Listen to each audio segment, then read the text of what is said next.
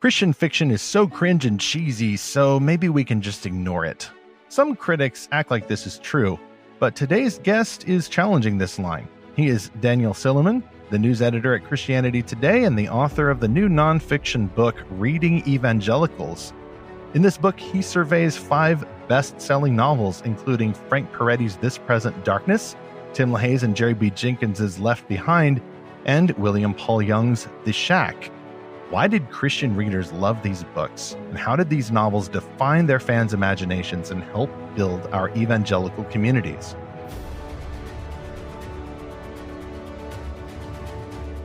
Welcome anew to Fantastical Truth, the podcast from Lorehaven.com, where we find and explore the best Christian-made fantasy, science fiction, and beyond, and apply the meanings of these stories to the real world that our author, Jesus Christ, calls us to serve.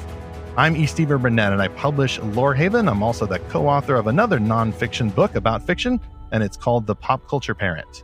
And I'm Zackary Russell, and my real-life tragic backstory is that I did not grow up reading Christian novels. I wasn't really aware of them, including novels like This Present Darkness by Frank Peretti, which we'll talk about today because this is episode 84.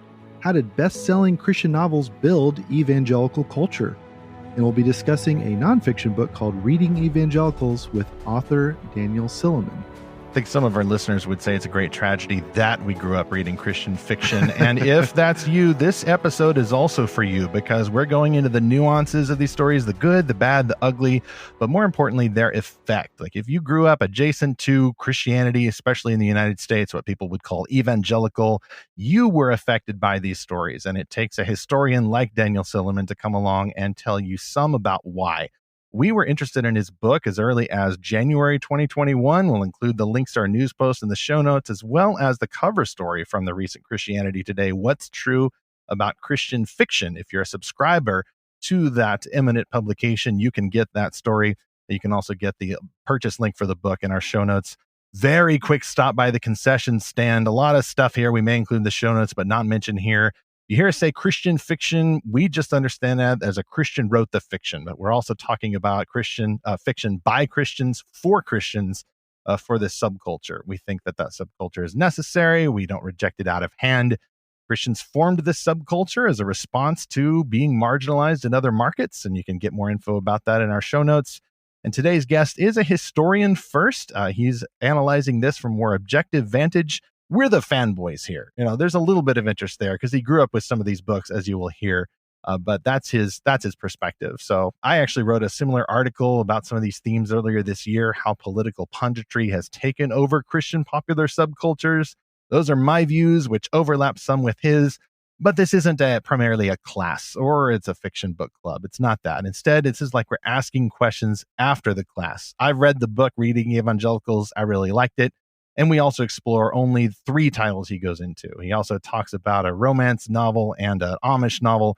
We don't do that much on Fantastical Truth. No offense to anybody. It's just our focus. And we're going to talk about This Present Darkness and Left Behind and The Shack. Now, Stephen, when I first heard about this book back in January, I got to admit, I feared that this was going to be a book written to an audience of haters of Christian fiction and people that, like you said, regret that they grew up reading these books. But I don't think that's what the approach this book really took. You said it's not a fanboy book either, but it's something in between, wouldn't you say? Exactly. It's a very respectful book, but it is objective. You know, he's not going into these novels and saying, oh, this is amazing, you know, Left Behind is true. Preparest thou for Antichrist. He's not throwing out the Amish fiction or the romance fiction. He's just asking with respect, hey, what did the fans like in these books? And how did these books help create these subculture conditions among Christians, particularly in the United States?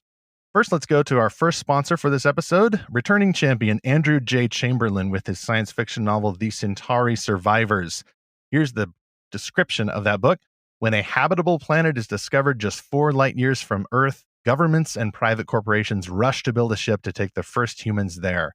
But only a few of the colonists wake up from cryosleep after the 60-year journey, and as their ship comes into orbit around the new planet, they find themselves surrounded by death. As the survivors scramble to make sense of what has happened, they find their own lives under threat, and pursued by their enemies, they escape to the surface of the new planet. Caught between their human adversaries and whatever the planet throws at them, the survivors fight to stay alive. as circumstances drive them towards a final deadly confrontation. This is book 1 of the Centauri sequence series, praised by one reviewer who said, quote, "This gripping piece of fiction, well written and worth recommending," end quote. You'll find the cover, more info, and the purchase link in our show notes for this episode 84, as well as at lorehaven.com/podcast sponsors. From there, let's go straight to our interview. Daniel Silliman is a journalist and a historian. He's the news editor for Christianity Today, the author of Reading Evangelicals, the history of best-selling evangelical fiction, and he teaches humanities. Daniel spent several years as a crime reporter outside Atlanta before pursuing higher education in Germany, earning an MA from, I don't even know how to pronounce this, Daniel, Tübingen University, and a doctoral degree from Heidelberg University. He was a teaching fellow at the University of Notre Dame from 2016 to 2017, and a Lilly postdoctoral fellow at Valparaiso University from 2017 to 2019. He's also reported and been the news editor, edited news coverage for Christianity Today since 2019. And as he informs us, he has just arrived here via tricycle, being very polite not to correct my mispronunciations. Daniel, how's it going? Pretty good. Pretty good. Mispronunciations we can totally work with. Fake German accent, we probably should. That is very fake German accent. It's not even up to the level of Mel Blanc doing his best Hitler in the 40s. Yeah, sure. Yeah. We'll work on that. As the resident German, ancestry person, I give you my blessing. So I don't even know. I have some Norwegian ancestry in there, to the point where if I saw the Norwegian character from the Marvel Thor movies, I thought, wow, that looks so much like my dad. So Daniel's here to give us a little history, as we've mentioned, and to survey these best-selling evangelical fiction novels, particularly emphasizing This Present Darkness, Left Behind, and even The Shack. In fact, if you will open your copy of Reading Evangelicals, which you need to get, link in the show notes, this book will give you the tragic backstory that surprised me, even though I knew some of it, of the titular author, or rather the front-facing author of The Shack, William Paul Young. It's all in there. Really tragic. Added some sympathy for me. So, Daniel, how did you first discover biblical truth and become aware of Christian-made fiction, these bestsellers and otherwise? Which is to say, how did you accept Aslan into your heart? Yeah.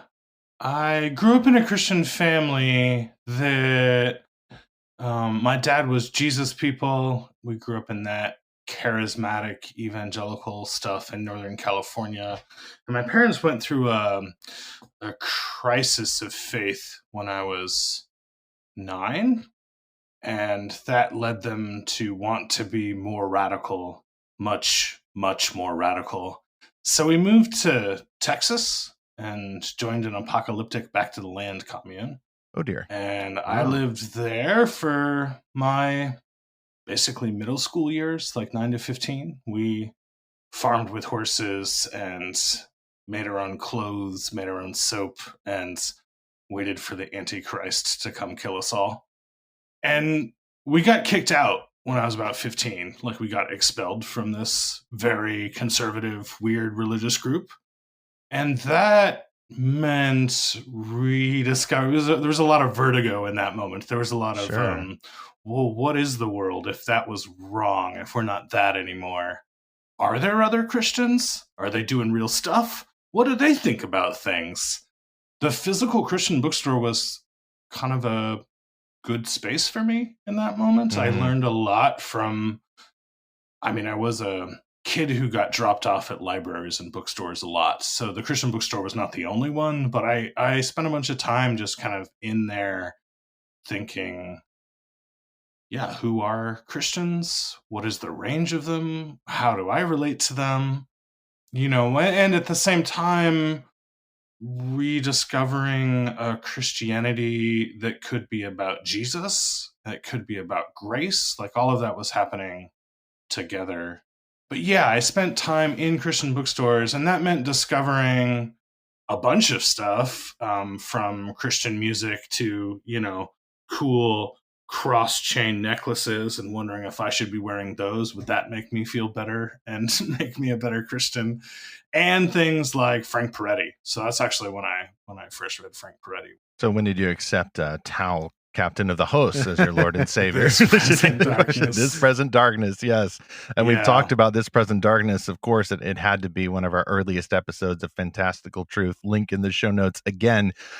Daniel, I actually hear the voices of thousands of fans listening to your story. And although they probably did not move to an actual commune in Texas, they can resonate. Even I've never been in that situation, but even I'm resonating a little bit, because as surprising as it sounds to some Christians who were too cool for the Christian bookstore and they saw that as an outpost of the insular subculture, to many other Christians from more conservative or even legalistic or even cultic upbringings, they look at something like the Christian bookstore and they see that as mainstream. They see that as a tool by which God brought them into a broader culture. Like evangelical culture can be so insular and sheltered, but to a lot of people, it was a wider world of these amazing stories and what if books like Frank Peretti's This Present Darkness.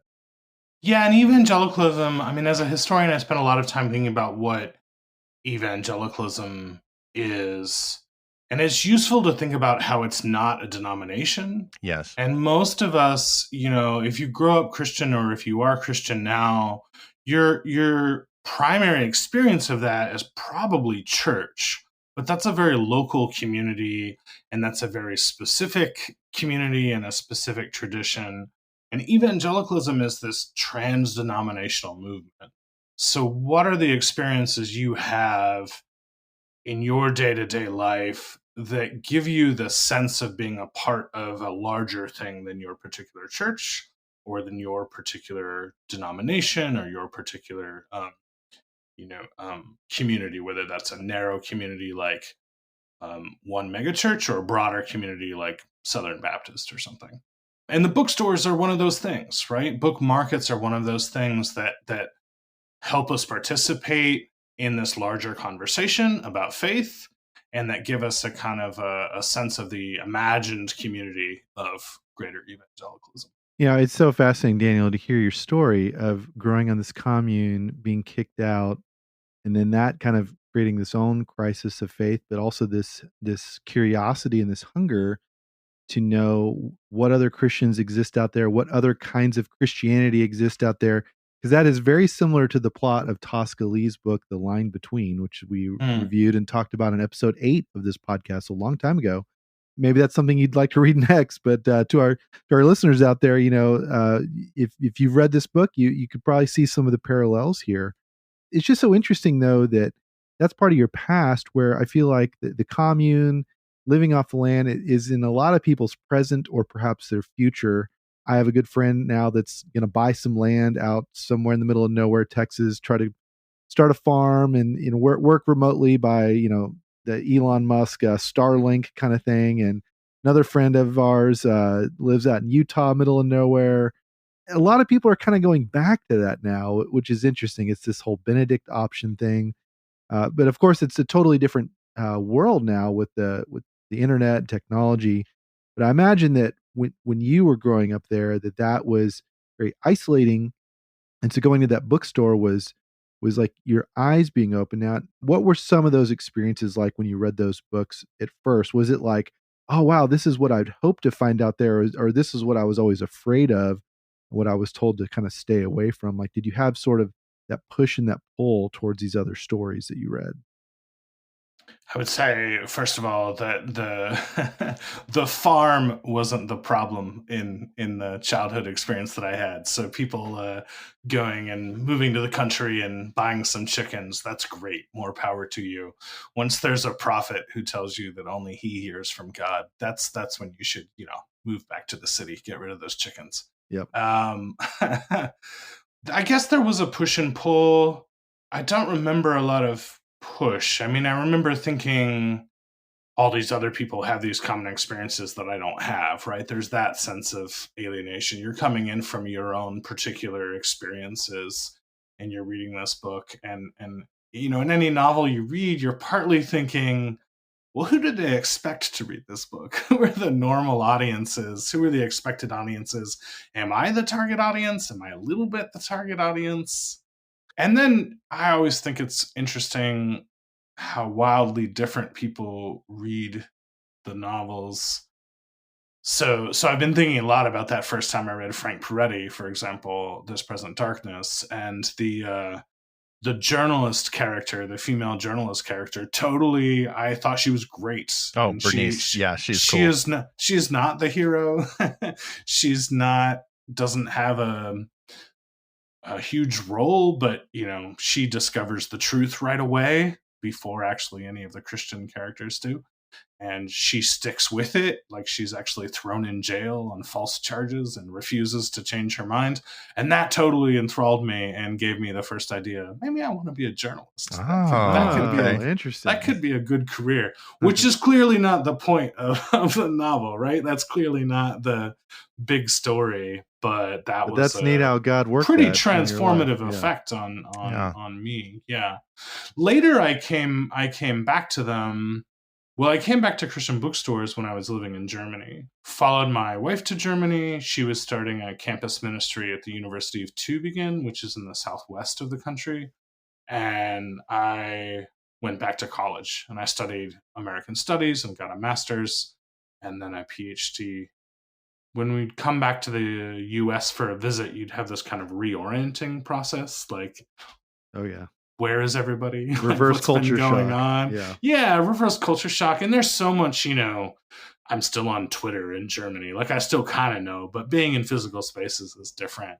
So visiting the Christian bookstore was one of the things I would do to kind of, okay, what's going on? And then I started reading them academically and started really researching novels and reading a lot of them as part of this project, which becomes this book, Reading Evangelicals, as part of a project of telling a different kind of story of 20th century evangelicals, doing a cultural history with novels in an American Studies program in Germany. So it was very popular and no one was confused by it. But trying to use the bestsellers and their readers to construct a history of what evangelicalism is and the varieties and nuances. Yeah, you explore that in the introduction to Reading Evangelicals, and on page 11, you kind of state your mission purpose there. I want to tell the story of American evangelicalism that captures the freedom of the individual readers, their imagination, and how they're also part of this larger community, which is real and imagined, and how that ongoing conversation is shaped and given structure by institutions and networks which limit the discussion but also make it possible. I want to tell the story of how all that works together to produce this religious identity, evangelical. I like the word there, identity, because as you've mentioned, this is, evangelical is not a denomination. Like, I think it's more of a color, like a primary color on a spectrum. Like you have to see it. You can't really describe it to someone else. You can only say, well, this object shares that color, and then this one is also a little bit blue. Like, we're describing the color blue. This over here is kind of blue, but kind of also a little purple. And, it's difficult to put into words. And so I think you are totally on the right track then to go to the imagination that is shared by a lot of people who use that label, evangelicals. You can't just describe it even using doctrines or institutions or specific denominations, because it's so overlapping and so sprawling. It's organized chaos, really. Even though we don't have a lot of physical Christian bookstores anymore, it's still there. And so I really liked this book. I've read it all cover to cover, even a lot of the footnotes, because I wanted to see where you were coming from the research perspective. But I just appreciate the concept in giving this field of fiction, which, as we've mentioned, is often just dismissed, it's due respect. You're affectionate, is how I read the book, but you're also objective, kind of passionately dispassionate. I think that comes through in the style. And I learned a lot. I've read 3/5 at least of the books that you've covered, and I'm a fan of at least 2 of those, and we'll go into those point by point. Briefly, I want to mention that this book does share a truth that I didn't know before. It was the original title that Frank Peretti used when he was pitching This Present Darkness. So you'll find that in that chapter, which leads to my next big question here, Daniel. What was the purpose that you hoped to follow by exploring these top-selling Christian fiction from that more academic perspective. Yeah, I wanted to think about imagination, as you talked about. What is an evangelical imagination like? How does the imagination shape the experience of the faith? And then belief. The questions of belief were really important to me. As I see it, the core of each Christian fiction ends up being some version of the question, Jesus died and rose again. What are you going to do on your Tuesday? Like, they're all about living out your faith. And why does it matter that this character believes in Jesus when they confront these types of things? Or why does it matter that this character takes the Bible seriously when these events happen around them? And so trying to think really carefully, how do we imagine belief? How do we experience belief in the world today? And using that to tell the story of evangelicalism. The second thing was looking at structures. I spent a lot of time thinking about bookstores and book distribution and publishers. So it's not just that an author had an idea and this idea infects. There's a lot of sort of that kind of language that happens when historians try to talk about novels, that like somehow the authors have forced all these people to have certain types of beliefs. I wanted to think about the structure that makes this stuff available and that holds really different answers to the question of belief together in one space and in one conversation.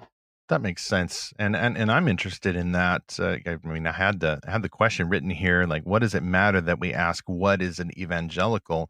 I actually just so far in the conversation begin to see why. Because if you identify as a biblical Christian, generally in a Western or American type culture, this is a question: who am I? Which is one of the basic questions that people ask of themselves.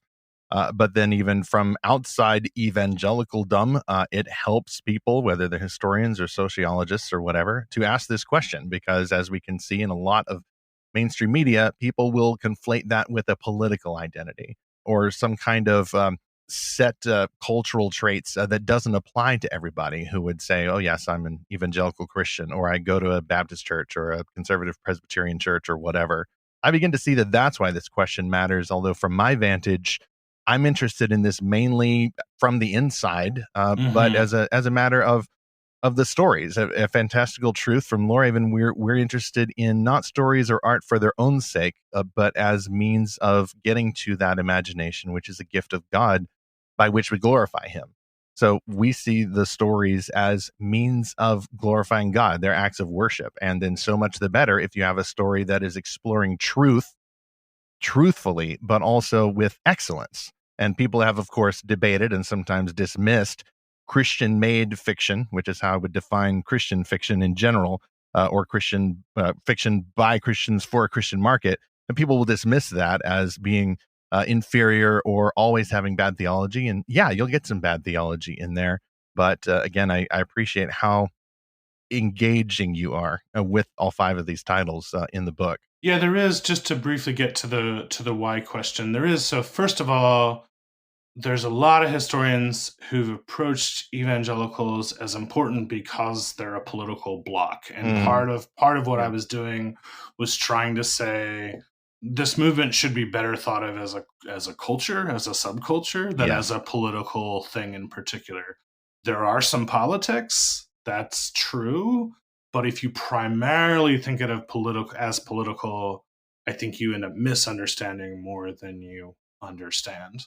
There's some other people who primarily approached it as theological, and so they'll find one or two or five sort of theological propositions that evangelicals believe. And theology is really important. I think Christians who believe the Bible and go to church and love Jesus, yeah, they absolutely care about theology, but theological concerns change over time.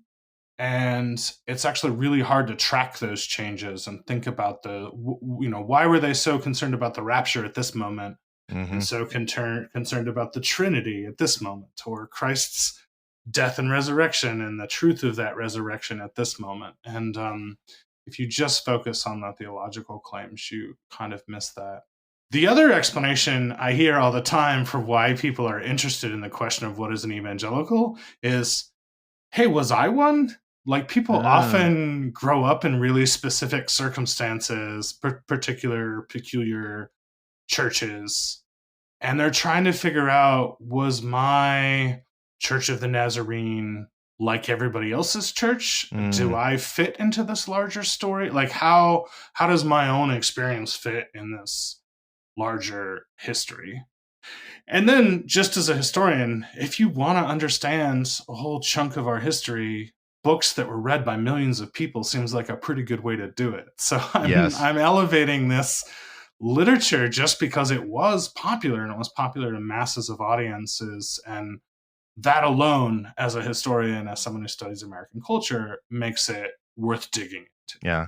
Well, you're also first to the scene because I think with the exception of the late Tim LaHaye, all of the authors that you've surveyed are still alive, and several of them are still active, along with many others of bestsellers that you weren't able to cover in the book.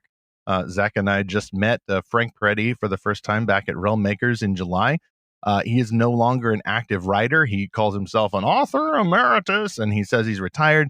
I myself hope that it's more like a Hayao Miyazaki retirement than a usual retirement. But my guess is, maybe he just needs to kick back and watch what happens on the scene, whether it's Evangelical or whatever. But he's a great guy. He's his own critic sometimes. When people are asking him about his own books, like several people want to keep the flame alive for the This Present Darkness fandom, and Peretti himself has kind of moved on. And as much as I like that book, he's also written many great books that are arguably better than This Present Darkness, just in terms of their creative excellence. And my favorite is The Visitation. Let's pause for our second sponsor for this episode, returning sponsor, Novel Marketing Podcast. This is hosted by Thomas Umstadt Jr., the longest running podcast focusing on the production of Christian-made novels, or any novel, really. Thomas is an expert in this field, and although Fantastical Truth is about the fan side of it, we receive and wonder at these stories. Thomas is talking about the best ways to make them. One of my favorite episodes is his 10 Commandments of Book Marketing episode, which includes commandment number 6, thou shalt own thine own platform. And in this point, Thomas is exploring kind of the hazards of big tech and the notions that some authors of fiction get, that they can do all of their publicity via Facebook or via the Twitters. And that brings some hazards. If you are not paying for this service, as Thomas rightly observes, you are not receiving this service. You're not getting a product from the service. You are the product from the service. And in the worst examples, these services can actually, cancel you, or they just change their algorithm and suddenly you're not doing so well. In this episode, Thomas explores how authors, and really anybody, come to think of it, needs to own their own platform. Use email list services, use subscription services, be willing to pay money for stuff so that you can own your own content and not have your complete audience list stolen or taken out from under you. You can learn more by subscribing to the Novel Marketing Podcast. We will, of course, include that link in our show notes for episode 84, as well as at lorehaven.com/podcast sponsors. So what if we just start as an example, not giving away everything that you found out about This Present Darkness and the factors that led up to it, like some of the Christian cultural assumptions back in the 80s that led to that. You'll have to get the book and explore that chapter to find out. But we can zero in on a lot of the themes that you found organic to the story. I mean, and I can just guess, having grown up with it, you've had some time to look at this, both as a reader of the book and then as a scholar of the book. But I liked a lot of this, including your quote on page 78, which says, quote, "Conspiracies depend on keeping secret meetings from becoming public. The novel is not just staging cultural conflicts. It is inviting readers to see how the staging itself is part of the cultural conflict. The first political fight is always about the rules of political fights. This Present Darkness returns again and again to the conflict of what is allowed in meetings and who is allowed in meetings. The first pragmatic principle of the public sphere, its publicness, is shown to be suspect." End quote. And you tie that in with the meetings that the demons have, the meetings that the angels have, and the meetings that the people have. And you have the Omni Corporation and the college people who are trying to have their secret meetings. And I think that is a fantastic observation about the form of the story, kind of challenging this idea as well as the substance. So how the story is told matters for this idea as much as what is happening And then even now, you have people debating the staging itself, the rules of political fights in meetings with all the school board stuff that's going on, at least contemporary to this recording. So this is still happening. And I wouldn't say that Peretti made it happen. He just observed maybe a characteristic of this culture conflict that is universal back then in the 80s as well as today. Yeah, Peretti, I mean, people praise Peretti and talk about Peretti's angels and demons, but he really, really is the master of writing about meetings. I like the people parts. It's kind but the demon meetings are amazing too. The demons they're pulp. They're awesome. Calls to order. Like, it's like, how does demons run meetings? How do angels run meetings? How do good people run meetings? How do bad? And I don't know if you guys have been an adult for a while, but it turns out there are a lot of meetings, and having a novelist really get into those is really fascinating. And I do see that all around me. I read a story the other day about the Southern Baptists and the fights they're having over the executive committee deciding whether or not to investigate sexual abuse. The new head of the executive committee was like, man, I was not prepared. I hadn't read Robert's Rules of Order, and I've really had to I saw you tweeting about that. Invest time in my Robert's Rules of Order expertise. Meetings are really important, and Peretti sees that so well. Or even just this week, there's a viral Dave Chappelle special on Netflix. Oh, of course. Yeah. It's upset a very vocal community that came to a Netflix exec meeting uninvited. Well, actually, allegedly, they kind of crashed this meeting. And then one of them staged a walkout, and another one's gotten fired now for sharing internal metrics and all this kind of stuff. But yeah, it started with this, oh, you're not supposed to be in this meeting, and now you're in. And then everyone's like, well, hey, what goes on in these meetings? And, and it's like, well, there's some things that are private and there's some things that are public. And it's all that all over again, because we absolutely. And that line between public and private is so debated and so not spelled out ahead of time all the time. Right. Well, and we are a society that is very rules oriented. We're a guilt innocent society as compared to like honor shame societies or fear power societies.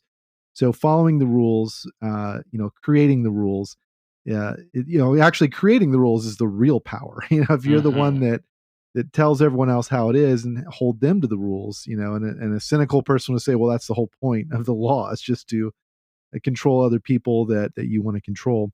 So, I think you're right that Peretti had his finger on the pulse of it. This is very much a Western instinct.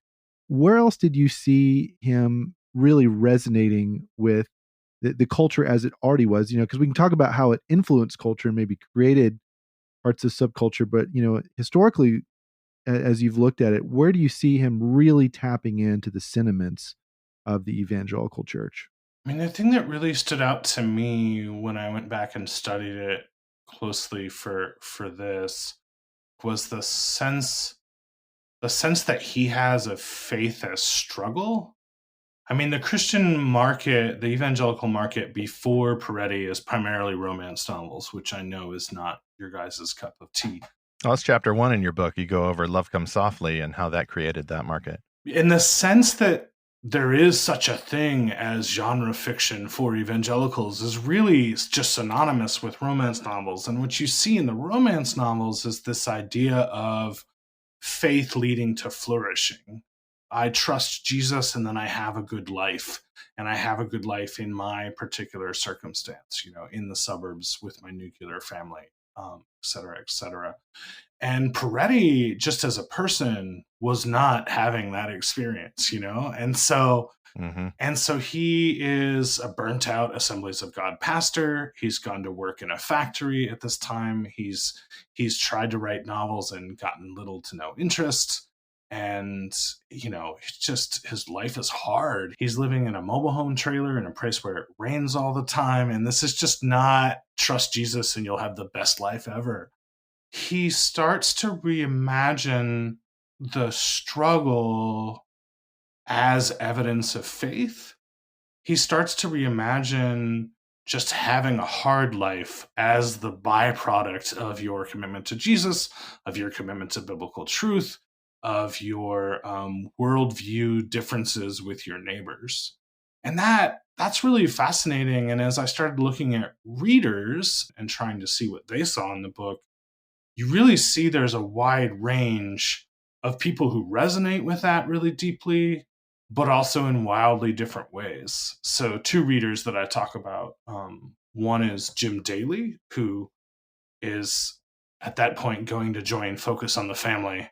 And he describes driving all night with his wife to go to Focus on the Family. And he's specifically excited about starting that job because they're shifting from child rearing stuff, or they're expanding from just child rearing Christian stuff to more political activism. And he's really excited about getting involved in politics as a Christian. And he and his wife stay up all night driving and reading Frank Peretti. They like have the flashlight on and they read this novel. And the struggle of the novel for him is like, yeah, that's exactly right. That's like the struggle over politics and the religious rights stuff that I'm interested in doing in the public sphere. At the same time, the most famous early reader of Frank Peretti is Amy Grant. Oh, and Amy Grant is the biggest Christian pop star at this time. She's the one Christian musician who's crossed over and had really, really big success. And that success comes with massive amounts of pain. She is struggling in her marriage. Her husband feels overshadowed by her. He's also a musician and is known as Mr. Amy Grant and kind of hates it. Her husband also has a drug addiction. She has a miscarriage. She's thinking of running away and actually has a plan at one point to go to Maine or something, like to abandon her life just because it's hard. It's so hard. And it's in that context that someone gives her a copy of This Present Darkness, which they happen to find. And it's one of those days when she can't get out of bed because she's so depressed that she's reading this. And the struggle of faith, the struggle of how faith leads you to have conflict in your life, and being true to your calling and true to your faith can lead you into these struggles. That's what speaks to her. And she's not thinking about it as politics at all, but she is thinking about just more on the personal level. Yeah. What happens if I imagine angels cheering me on when good things are happening and demons delighting when bad things are happening? It's just pretend, but what happens when I imagine my life like that? Yeah, the demon of deception raking its claws through your hair, through your brains, into your skull. Absolutely. And so she actually makes the book a bestseller. She starts holding it up at her massively popular concerts and giving a little spiel, which is like the best promo that the note publisher to aspiring never could authors, have imagined. Yes. Yeah, absolutely. Note to publishers. I think it can only happen once, even if Amy Grant is still as top of the charts as she used to be. Yeah, it's a hard thing to replicate. But they had no idea. And Peretti talks about, he's working in a ski factory. Yeah. And he gets in the break room of the factory. He gets calls from the publisher updating how many copies are sold every month. And it's 10, 20, 100. And he's just thinking, I am never going to get out of this ski factory. I'm going to work here forever. And then suddenly it's 10,000. And they have no idea why. They're just what is happening? It actually takes them a while to figure out. Well, you go into that chapter in the backstory of how the Dennis brothers had acquired Peretti's story, and you give away the original title and everything. And some of that's public knowledge, but you put it all together and suddenly you see the story behind the story. And you see how then this story also kind of was an imaginative working out of Peretti's own struggles, just as Amy Grant saw it. And I'm sure that thousands of readers, and myself among them, even though I caught up to the book in the 90s, thousands of readers saw this as an imaginative framework to explain their lives. A private struggle. Even you could then look to this imagined version of the real world struggle, air quotes there. Not necessarily that every reader was familiar with demons trying to take over a college campus or a small town, but it was a reminder in micro and in macro, the human side of the story as well as the spiritual realm, that there are these struggles going out there. The title taken from that verse in Ephesians, that we don't struggle against flesh and blood, but against the powers and principalities. I mean, that's a biblical concept. Angels and demons are biblical concepts. And Peretti admits this was him speculating about how these things might play out. I think he would probably write it a lot differently now where he's still active. I mean, if This Present Darkness were somehow published in the year 2020, pandemic aside, he'd probably play it a lot differently. But back then, that's where he was.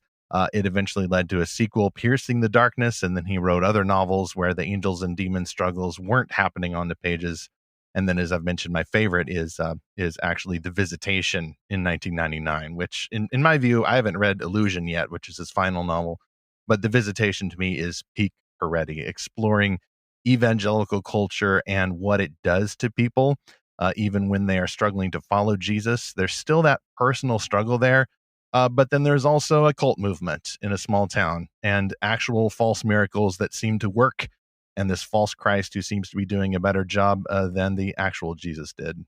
I always tell people I think The Visitation is a great novel, and when people don't like Christian novels, I often send them to The Visitation. That is exactly what I do, to kind of challenge that. But I always tell people it starts out with someone who's done with church, who's just, I've been a pastor, I've been a Christian, I still believe in God, but I am done with church. And it ends with a small town parade where 3 Jesuses are physically brawling in the street. And if that doesn't intrigue you, I don't know what to do. Like, that's the best I got for you. It's absolutely fabulous. It's an amazing piece of work. It's a product of its time, but it also transcends the time. You know, like 22 years ago, that's Peretti exploring what all of the kids these days are calling deconstruction. And for me, reading that novel, starting to read it on release day, I literally believe that God used that novel to help teach me a lot of things that I may have otherwise confronted in reality. I mean, Travis, the hero of The Visitation, goes through deconstruction of a sort, not by that name, and certainly not all the way down to the foundation. But he's just going back. He's looking over all this church work that he's done, like Peretti did, obviously. I mean, the story is semi-autobiographical. Peretti's confirmed it several times. But that story helped me kind of put my guard up and kind of work through those things at the imaginative level before the chance of working them out more disastrously on the real level. And it's worth thinking about how the books are and aren't theological. Yes, right? yes. When Peretti is talking about angels and demons, he's not writing a dissertation on this. He's doing imaginative work. And in grad school, when I was looking at this stuff, the question that really grabbed me and that I thought, I have to answer this question, was I was explaining, actually with Left Behind, I was explaining the theology of the rapture and the dispensations and the Antichrist. And my professor said, yeah, but why is it fiction? Like, I understand the theology. I understand that there's politics, but fiction doesn't ask us to believe. It asks us to suspend disbelief. Yes. It says, what if it were like this? You always have the freedom in that you're never compelled to suspend disbelief. You always have the freedom to put it down, to walk away, to return to reality as you know it in your day-to-day life. And it's an invitation to play. It's an invitation to try on an experience that you may or may not find to be plausible, much less so compelling that you want that to be your life experience forever. And that can be a really powerful way to explore theological concepts while still giving everybody a lot of freedom to exercise their own creativity, to adapt, adopt, reject, borrow some of these theological concepts. So there's certainly people who read This Present Darkness and left with like an explicit, I'm going to do spiritual warfare in my life now, and it's going to look like what happened in this novel. Took it as an instruction manual. Yeah. And I think that upset Peretti. It did. He said so in the interview with World Magazine. I think you referenced that in your chapter. And he includes in later editions, there's a sort of disclaimer where he says, like, hey, this is me imagining and me speculating. I'm not convinced that as much of the spiritual warfare stuff that happened in the late 80s and early 90s is from him. No. I think there are some other sources that have kind of gotten lost in the retelling. Fuller Seminary started teaching what they called power evangelism, which involved spiritual warfare with C. Peter Wagner and John Wimber. And they trained a lot of people in prayer walking and exorcism and talking about demons. And I don't know that the novel had quite the the sweeping influence, but it did affect a lot of people and did shape a lot of people. But it's worth remembering that readers are not confused about novels being novels for the most part. Yeah. A lot of cultural analysis just assumes the public is dumb and doesn't know what they're doing. And that if you dig into readers and reader responses, it turns out they don't always read correctly. I'm doing air quotes for a listening audience. They don't always read correctly, but they do always read creatively. And they're never just like compelled to read things a certain way. And I think that goes for Christian readers as well as secular readers. We'll talk about Left Behind in a moment and a similar effect there. This Present Darkness, I mean, I was not there in the 80s for the phenomena. I think I was alive, but not conscious of these sorts of things. But from what I can tell from your book and other sources, Peretti's novel took off because, in my view, the phrase that I've used in other articles is it was talking about a very important topic. VIT. Spiritual warfare was a very important topic. And then in the 90s, end times was a very important topic. And then later on, even with the Shack, challenging the Christian institutions and dealing with suffering was a very important topic. Sure. And so even though people were still, as you said, creatively engaging it and, feeling invited to play this out in a simulated world, I think it also fulfilled that pragmatic streak that a lot of evangelicals have. Why should I read this book if it isn't directly about me and the struggles I'm feeling or the way that I see the world? That's some of what we hope to challenge, not to say that fiction is just this pretty collectible you put on the shelf and it's just there for aesthetic. It is something that helps you, get in the dirt. Of good fiction, good stories will equip you for the real world. But I think that equipping is not as a tool to bludgeon another guy or to, take apart your house or build your house. It's a tool to help you rest. And I really see value in Christians understanding the need for fiction to help us with our Sabbathing, not just Sunday morning, not just, a revival service at the big church, but to help us rest and prepare for the Monday through Saturday, for the real life. Whereas I see a lot of people assuming that if we are to have Christian fiction at all, then it ought to be of immediate practical value for evangelism or political advocacy or understanding some very important topic. I don't see it that way. I think imagination exists to glorify God, whether or not it seems important at the time. Like The Visitation wasn't about, Y2K or something that all the nonfiction books at the time were about. It wasn't even about the end times, but it prepared me not for the present, but for the future, like future faith struggles. And so that's why I call it, like you, one of the best stories and probably Frank Peretti's best novel. It does help if you want to really get a mass audience. You have to not only be entertaining, but also have an edge of controversy. If you can get a few good hate readers in there, a few people who are reading the book to be able to dissuade their kids and their youth group from the bad theology that's spreading around. And then also being on a serious enough topic that you can get that little extra oomph from reviews and from being part of the discourse and people having takes on it. It's interesting how much really popular fiction kind of doesn't get that attention, doesn't get that serious attention. People often struggle, with some sci-fi, with stuff that's targeted at women in particular, of thinking those things are serious. But having that serious and slightly controversial edge can take you from a pretty good selling book to something like a bestseller. Amen. What these best-selling books really tap into is those topics that we don't know all the answers to. Like we don't see what goes on in the spiritual realm, and we're giving so few clues, even in the scriptures. We see one guy that has one angelic encounter in his whole entire life, and that's it.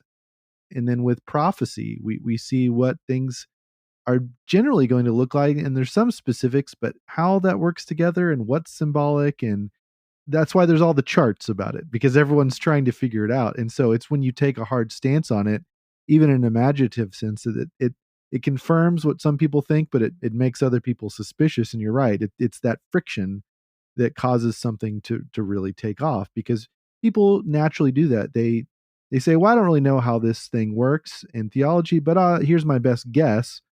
And then when you put it in print, then it really, then it sort of solidifies, in a sense, that opinion. But the nice thing about fiction, rather than a nonfiction book, is like Peretti has said, hey, look, this is not like an instruction manual. This is not how it actually is happening. This is a what if. Like, what if it's happening this way? And that gives you that freedom to not get so wrapped up in it. Because something I see a lot of times in the nonfiction world, in the Christian space, is people take very hard stances on very controversial issues, and then they don't know how to back away from it. They don't know how to say, well, maybe I'm wrong, or maybe it's not quite like this. Whereas fiction, I think, gives you a lot more freedom to take those hard stances, but in like a looser way, if that makes sense. The other piece of it that you're getting at is that because these aren't definitive, because they're not clear 110% in scripture or in preaching, this also means they're good for conversations. Yes. And when you're analyzing a book as a historian, you don't just want to think about the author, and you don't just want to think about the isolated reader. You want to look at the way that these books actually encourage communities, fan communities, but also broader than that. The story of, I read this book because my aunt gave it to me, or I read this book in order to discuss it with my coworker, something like that. That's a really important part of how these books create the conversation and the community that is evangelicalism when it's real, and how they have an effect on the world. The kind of naive way to think about it is, Peretti had an idea. He made it fiction to make it be a little more palatable to people. And then he put it out in the world, and a bunch of people read it, and they believed what he wanted them to believe. I suppose that would be nice, right? If you were an author, if things worked that simply, but it's actually a lot more interesting and a lot more complicated than that. Peretti had an idea which involved a bunch of stuff he didn't know, and a bunch of stuff he was wrestling with, and a bunch of just like, well, what would happen if I did this? And then what would happen next? And then he put it in a novel, and he put it out there, and a bunch of people engaged with it imaginatively, creatively, wrongly.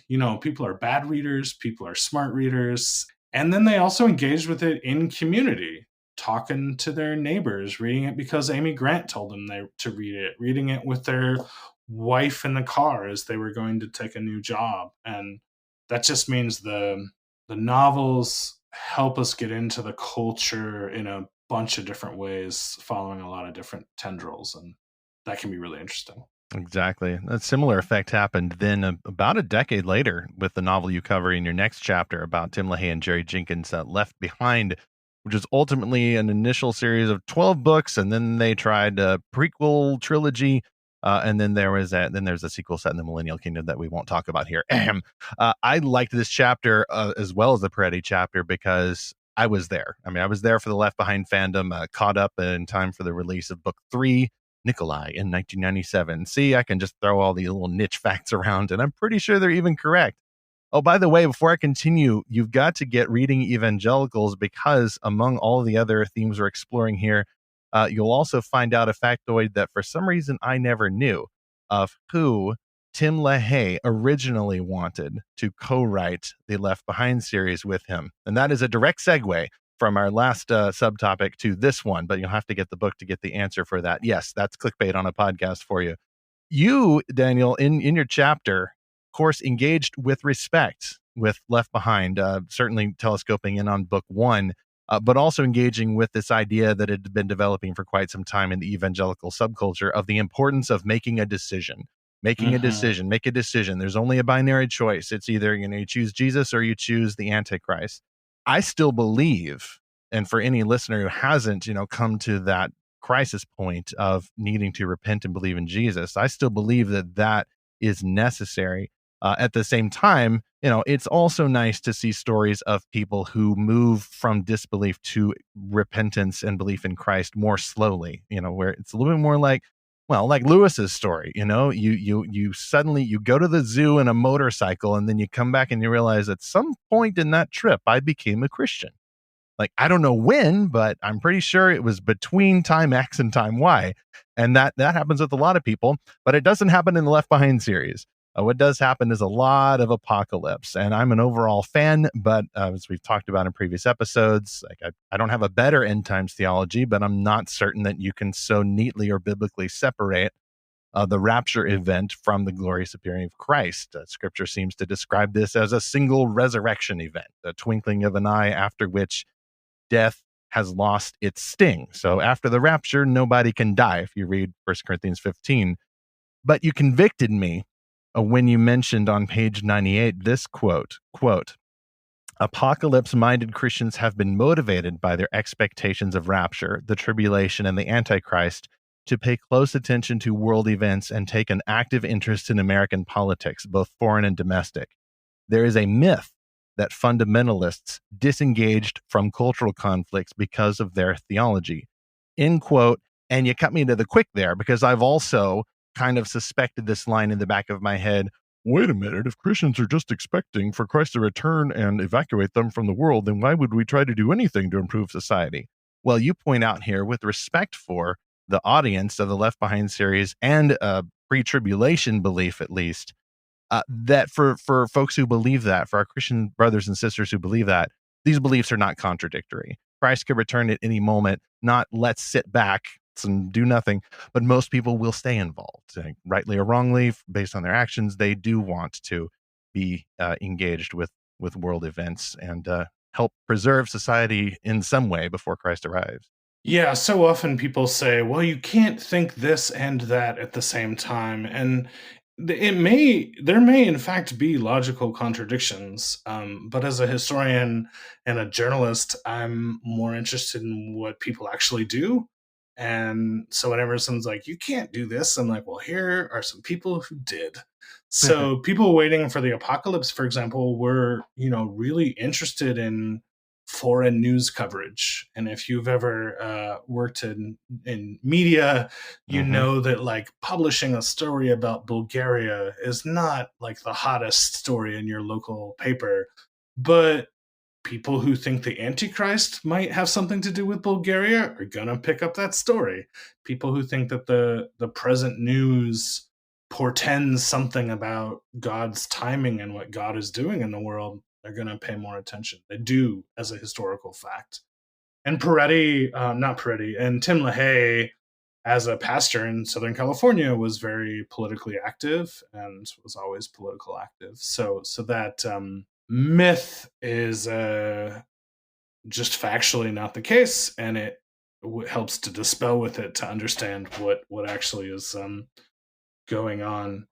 For me, what was really interesting about digging into the first novel is that it is in a lot of ways about this theology. Tim LaHaye had written straight apocalyptic theology before, and it wasn't very well, didn't sell very well. So he was interested in like turning it into a novel to get more people to pay attention to it. And it is about politics. I think LaHaye in particular would be very clear. Like he is very politically active from like Barry Goldwater on. He is with every leading conservative candidate for president. Like he's there. He wants to show up. He wants to rally Christians. That's a big part of his life. But there's actually a bunch of other stuff going on in this book. Oh yeah.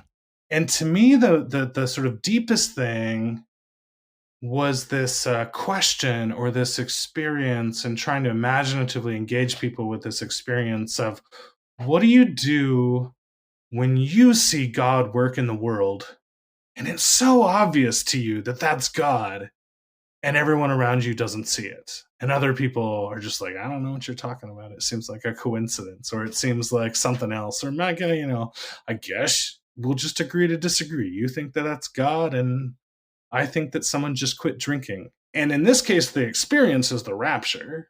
And there's this huge divide in the book between the people who think the rapture can only be explained as this biblical event foretold in Scripture, and people who come up with a bunch of other explanations or say, well, maybe it could be, but it's hard to know for sure. When you remove yourself from the politics and you remove yourself from the theology, I think that's actually a super common experience to feel absolutely certain about something that other people are not certain about. And that's the idea of this book that I think really grabbed a lot of people. And it's the sort of emotional truth of this book that a lot of people wrestled with. A huge theme of the book for me, and I think for a lot of people I knew I read this in college, or actually I watched the movie in college. So this is the first Christian movie I ever saw in my life. Besides like The Kirk Cameron one, Kirk Cameron one. Not the Nick Cage one. So strange that the Kirk Cameron one is actually better than the Nicolas Cage one. It is absolutely. If you go back and watch, I don't know if you've seen it recently, but I watched it a couple of years ago with some students, and the pilot, Rayford Steele, in that movie, who the hero who's not Kirk Cameron, looks a lot like Mitt Romney. It's he totally does. That's true. It's like he's the Marlboro man. He was the Marlboro man. Yeah. He's like Mitt Romney's stunt double or something. Anyway. Yeah. So that book, I didn't read it till after college, but a lot of my friends were reading it. And the big theme for us was the evangelism aspect, just right in the title, who's going to be left behind? I was a young believer. I was really on fire, got involved in campus evangelism and a number of things. And it was just really just this zeal of like, I want everyone to know this, because the gospel radically changed my life. Coming to know the Lord late in high school, God did some really miraculous things in my life. And I wanted to see other people experience that. And in it, the book was genius in that it's like every good book needs a ticking time bomb, right? Like something's going to happen at the end of this book unless something else happens. And it's like, it put that sense of urgency in all of us of just like, Jesus is coming back and you don't want to be left behind when he comes back, and you can accept him now as your savior. You don't have to wait until all this stuff in the tribulation plays out. Stephen mentioned that myth earlier that a fundamentalist Christian is just very disengaged. But I think this did the exact opposite. It made people go, I want to take people with me. Only two things last forever. This phrase really swept every church. Only two things last forever: the word of God and the souls of men. So let's take as many people with us as possible. But it's interesting because when you look at 2 Thessalonians 3, Paul had just written the first letter to the Thessalonians talking about the second coming of the Lord. And apparently a lot of people just sat around and did nothing and said, okay, he's coming any day now. And so he had to write 2 Thessalonians, say, wait a minute, if a man does not work, he does not eat. And so, yeah, there can be that tendency in thinking about the end times of lethargy and just disengagement. And this is how people criticize the Benedict option, which I think is an unfair criticism. But Left Behind really galvanized people, I feel like, to evangelism. And to me, that was the most fascinating aspect of it. It defied what people thought end times obsession is going to do to people. Though I think one of the questions that I explore a little bit with this approach to evangelism that's imaginatively played out in the book is how much it's about logical compulsion. Like, it's not inviting people to see that Jesus is good. It's not showing them how the world is so much fuller and more vibrant, or that moment where C.S. Lewis is on the motorcycle. Like, he's thinking about all the myths that he knows. Yes. And how the truth of the myths is so much greater, and the shadow reality is so thin compared to the apprehension of the living God. And what happens in Left Behind is, I'm not trying to be pejorative, but I think it's one part fire insurance. You want to be on the right side. Or beast insurance. Antichrist insurance. Yes.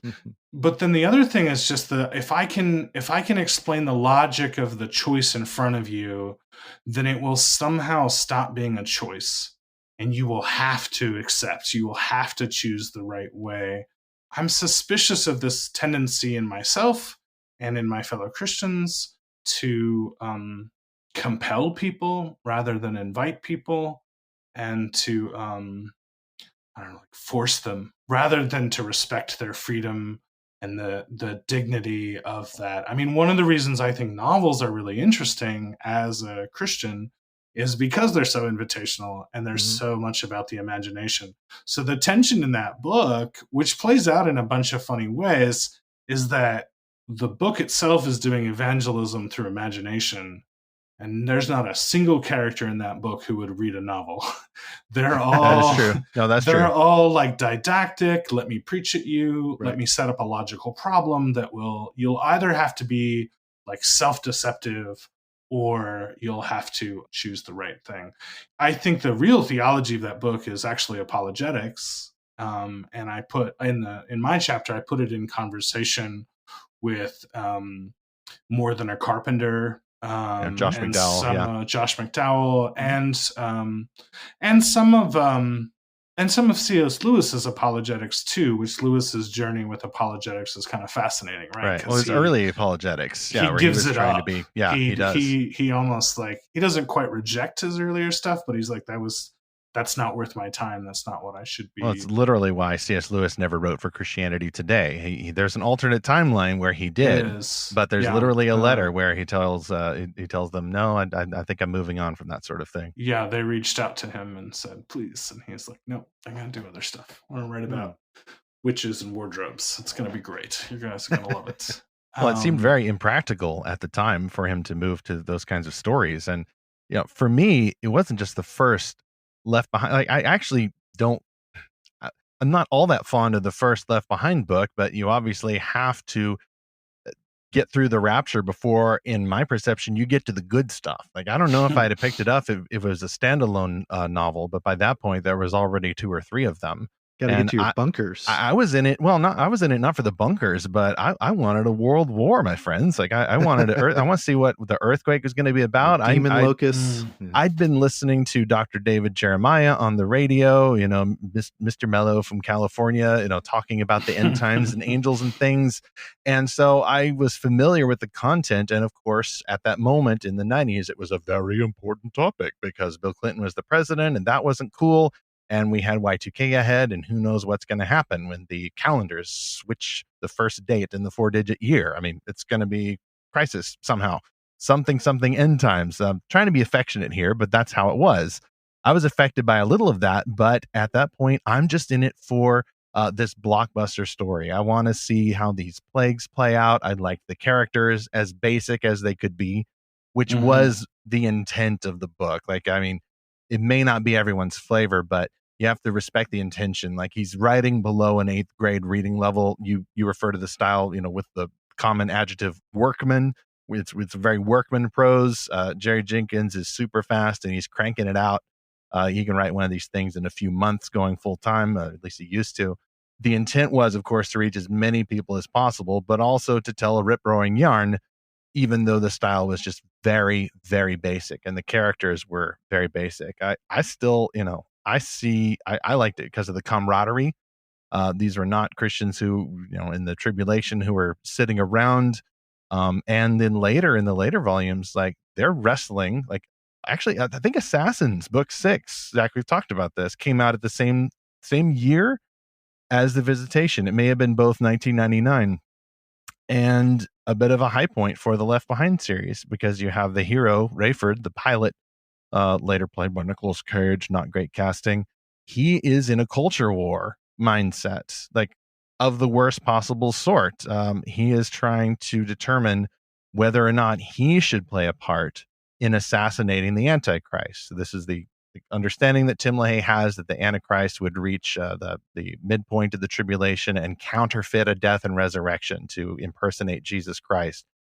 And Rayford is influenced by all these deaths of family members and all the plagues. Like, those can get to a person. He starts having some PTSD, and he gets a special gun, and he gets himself to Jerusalem, and he imagines that God wants him to put a bullet through the Antichrist's head. Ultimately, and here's a bunch of spoilers, he ends up repenting for wanting to kill Satan's agent on earth, because even though his goal may have aligned with biblical prophecy in this universe, his heart was twisted. He was backsliding. He was stepping back from Jesus and just wanting to fight the Antichrist. And then later on, he goes into hiding in Greece, and the underground church helps restore him. Like they help him confront his sin, and he's a broken man. And like, to me, I like that moment even better than Jesus Christ arriving at the end of the series. Because that there led me through a journey like the Visitation in like, what would it be like to be so wrapped up in this battle between good and evil that you end up hating your enemy so much that you hate your enemy more than you love Jesus. And I don't know if that was their intent, but it worked. It worked for me anyway. It was a real challenge. It really challenged me too, because it's that old axiom, like, be careful when you fight monsters, lest you become a monster. And I also feel like this was Tim LaHaye taking a step back and looking at the phenomenon. Or was it Jerry Jenkins? Because Jerry Jenkins is writing the fiction part. And so they're push and pull, you know, as Daniel points out in his chapter, like Jenkins was initially skeptical about the whole enterprise.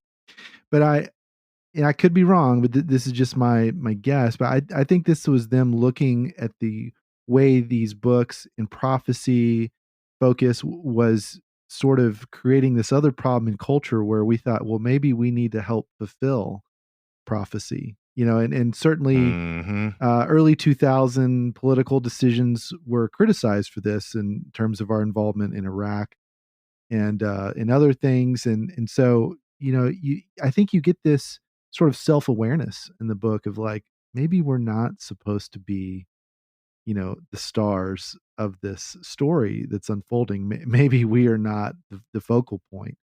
At least that's how I took it. And that was always sort of this buffer for me in terms of how you do sort of get that very dedicated wing of Christians interested in end times prophecy. And it's like, we need to see this through kind of thing.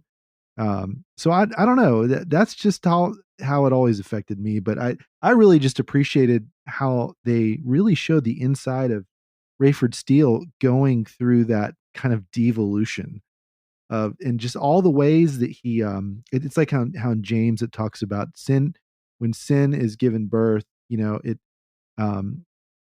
drags you. It gives birth to, Yes. I mean, how it like you get dragged away by your own desires. Like you can't outsource that blame to someone else.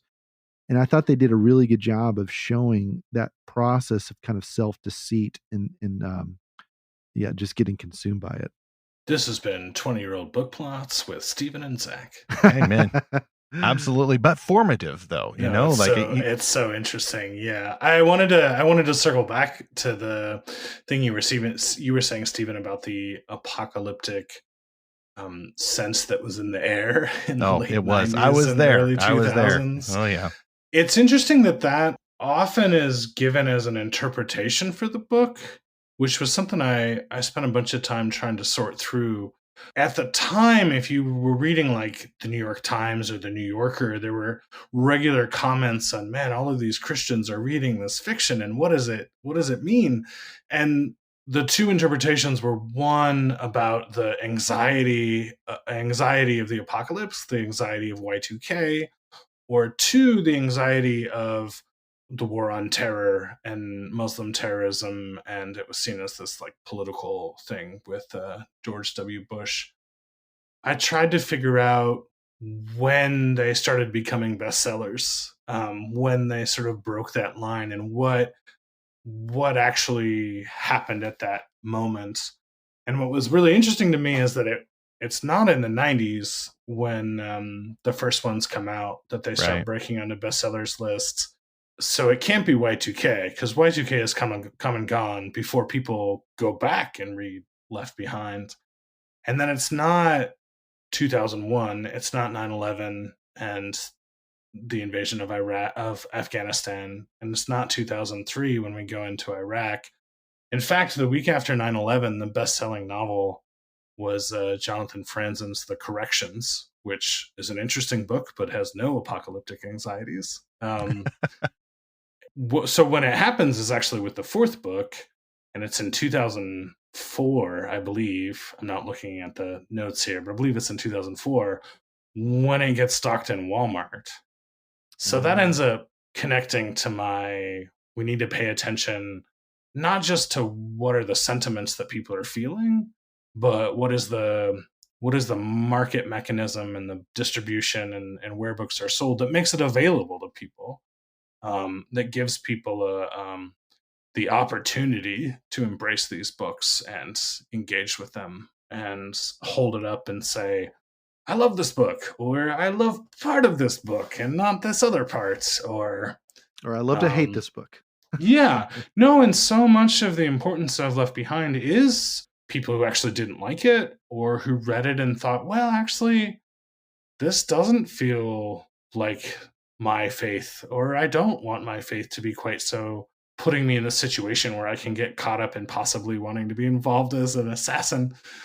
So I was really fascinated to see that in the early emergent movement, for example, emergent Christians mentioned Left Behind more than any other book, more than any emergent church book, and in a positive way or a negative way? They're using it as a foil, definitely right? negative. Okay. They're like, this is the politics, this is the sort of the mega church and the American culture that I'm making myself distinct from, which is a really valuable use for a book to say, hey, not like this, Yeah, it's a line in the sand for. It's galvanizing. It gives people a cultural object to reposition themselves by. Right. It's a surface to shove against, and to a lot of Christians who back then would call themselves emergent.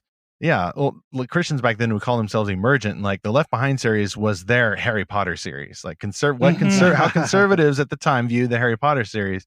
That's how emergent Christians, as they called themselves, would view the Left Behind series, which is kind of surprising because, as I've remarked in another article or two, there's surprising thematic overlap between the Left Behind series and the Harry Potter series, right down to an archvillain who wants to take over the world through false miracles and a bunch of people who get together and, are involved in supernatural acts to oppose him. Like, there's plenty of differences, but it's funny how the series, which at one time were engaged in battle for the New York Times bestseller list, they were duking it out for a bit, and it's funny how they were kind of similar there. Yeah, one day I will understand all these Harry Potter references, but that is yes. Well, you need to get into that. It's still a better series, and it's that same spirit of camaraderie and even like a lot of what I enjoyed with the Left Behind. Even in the first book, there are some gestures towards, I think, proper ecumenism. It's actually mentioned that I think this is before Mother Teresa, presumably, we hope, got to heaven the old-fashioned way.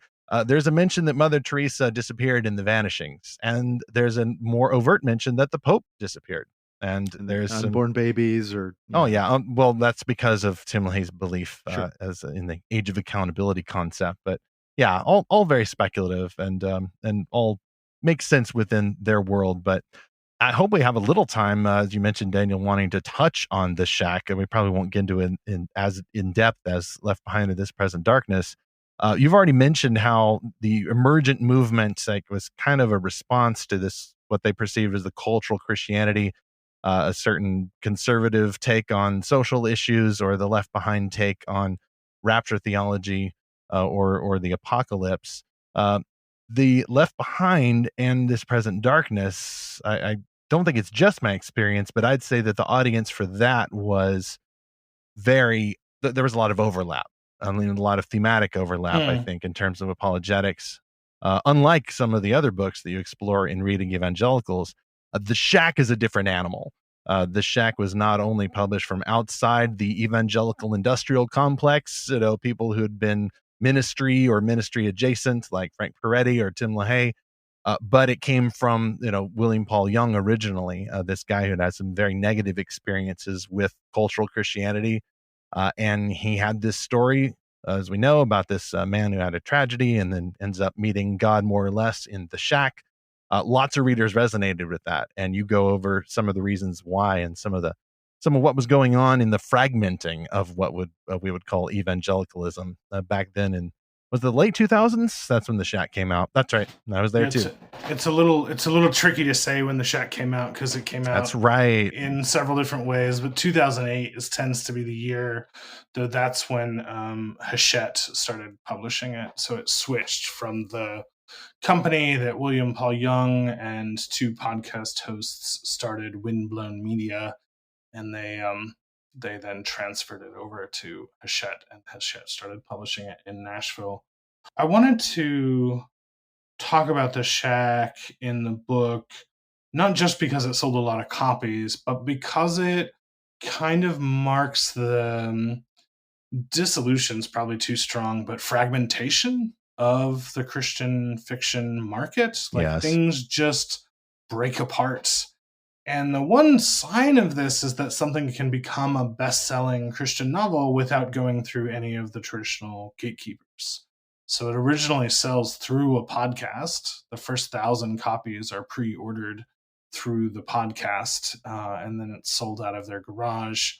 This is actually before podcasts are called podcasts. It was an iTunes like audio download, and they didn't quite have a name for it. And then it sells primarily through Amazon, and Amazon is opening up to different sellers, and the fact that Windblown Media is not a real publisher, but is kind of a vanity press run out of somebody's garage doesn't really matter. We're happy to sell it. So that changes what's possible to be sold as Christian fiction. That's part of the story. I don't know, but I suspect that one of the literary challenges of the Shack, which is that it doesn't have a genre, that it actually changes from a crime novel to a spiritual retreat novel to a discourse that's almost not a novel. It's just like different persons of the Trinity explaining suffering. In the early days, that might have actually helped it with the Amazon algorithm. It might have meant that it like came up in more places than if it had just been a straight crime novel. It's a peculiar work, and it demonstrates the peculiar things that have been happening as Christian bookstores started closing, as publishers started vying for space in Barnes and Nobles more than they did in Christian bookstores, or trying to think of how they're going to platform authors through social media instead of, run ads in magazines or something.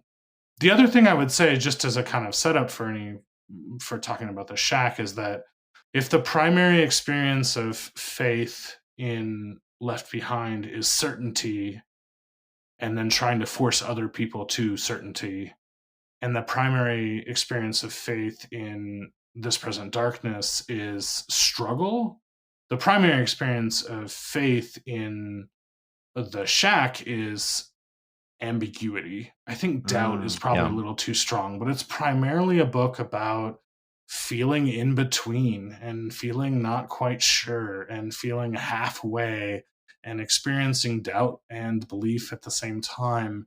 And it ends up trying to tell a story. We can debate how successful it is, but a lot of people really resonated, where that in-betweenness is where you experience God, and that's how you live out your faith. It has some interesting literary connections to postmodern novels. It's like Roland Barthes. Though I actually think Left Behind is also more postmodern than people acknowledge too. This popular literature often has these interesting philosophical high literature things going on underneath.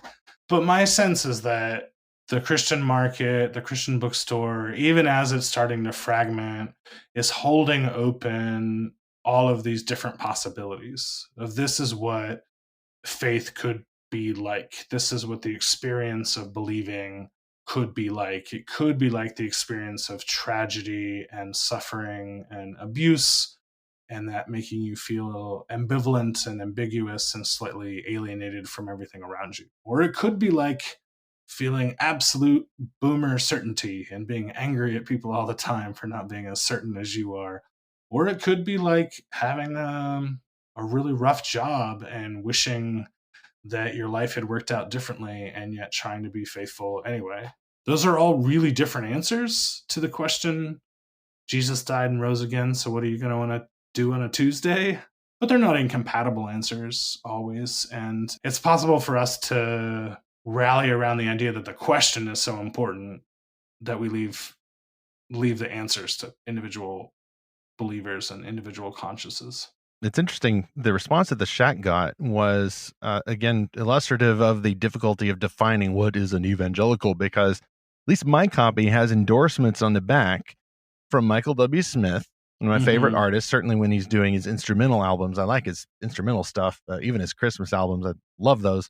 He loves it. Of course, Michael W. Smith, again, also on the Amy Grant bandwagon. But he's been around for a while, and apparently he was part of this Present Darkness fandom. So now here he is on my copy endorsing The Shack. Beneath his endorsement is an endorsement from a person who's actually a Facebook frenemy of mine, who now has gone so far into deconstruction that he's literally in my comment section on occasion arguing for polyamory. He's deconstructed so far that he doesn't even believe that it's you have to have one wife or one husband. Not everyone who loved The Shack was a heretic. And I would say that not everyone who authored The Shack was a heretic, because I like how you mentioned it's not just William Paul Young, the name on the cover, but there's also Wayne Jacobson and another co-author who he was talking with. And Jacobson's come out and said, a lot of things defending the exclusivity of faith. Like he's like, no, this is not a universalist book. From my perspective, here's what we meant. Whereas William Paul Young went in another direction and said, yes, I'm universalist. As you point out in your chapter, I no longer identify as an evangelical. He said, that's in my past, but not my present, and I don't think my future. So The Shack, yeah, it's very, I hate it when people say divisive, but it was just on the scene when people were dividing. Like some evangelicals were starting to go one way culturally, and others were starting to go another way. And then others were just kind of right down the middle, like maybe Michael W. Smith. Again, it's fiction. It is a sermon, I'd say. It's very much, he's writing this to be didactic, like as much as other novels, I think. There's a friend of mine who goes so far to say it's not really fiction. It's just an extended sermon anecdote. And I can see where she would get that idea. I've heard that too. The Left Behind has those elements as well. Absolutely. And also has the multiple authors doing that as well.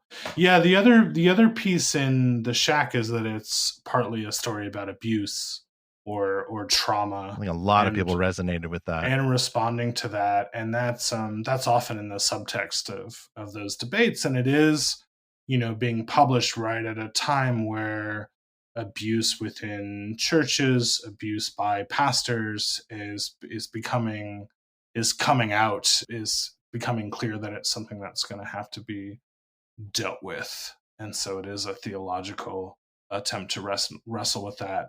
But I think all of these books, I think any book that really gets to a mass audience is divisive in this kind of way. It is a book that some people are going to not like and think that it's important that they don't like it. There's a lot of stuff that you just like, man, it's not my thing. But with The Shack, with Left Behind, with This Present Darkness, with anything that sells millions of copies, there's going to be some people who are like, look, it's important to your Christianity that you don't like this book. And part of the interesting thing about evangelicalism is that there's no one who gets to make that ultimate decision, right? We all or hodgepodge, yes. We all have a personal relationship with Jesus, which means that you don't actually have the authority to tell me what that relationship should be like. We all read the Bible, which means we have to argue about it. We don't get to just kind of defer to the guy in charge to tell us what it's about. Right. I might declare The Shack anathema if I was feeling especially cranky, but I'm not the Pope of evangelicalism. A lot of people did, but that's what's interesting is like, evangelicalism has more gatekeepers than it has gates. Like a lot of people said, True. This is book, this is terrible, and yet people still read it, and it was still part of the conversation. Yeah. And that's the truth of this world, and that's the truth of trying to understand this culture. It's very evangelicalism is very self-critical and very and contested, right? We're all wrestling all the time about, as you're describing The Shack and the influence of postmodernism. I can't help but thinking of Rob Bell, and he's very much at the center of that. He went his direction, which I followed a lot of these people in that movement in the early 2000s. And it's just funny how Driscoll came out of that. That's a whole other conversation. He goes into that in the chapter as well. Yeah, the entire context of the movement. And then there's that break between Rob Bell and John Piper, the famous farewell Rob Bell. And then nowadays a lot of people saying farewell John Piper, and so it's just that is the cycle of evangelicalism. And that's exactly, I felt like this is relatively recent history, but most of the history of evangelicalism didn't get me into the themes and the questions that were explaining that moment, right? Where on the one hand, you had this hyper masculinity and hyper certainty emerging with people like Driscoll. You had a new reformed movement and the emphasis on like the depth of reformed theology with people like Piper. And then you also had Rob Bell, who wrote Love Wins and then went and taught surfing classes. And like that's weird that they were like all together and then all going in these different trajectories. The struggle over this novel and the fracturing of the infrastructure that holds the market together helps us get a sense of what was going on, right? Yeah.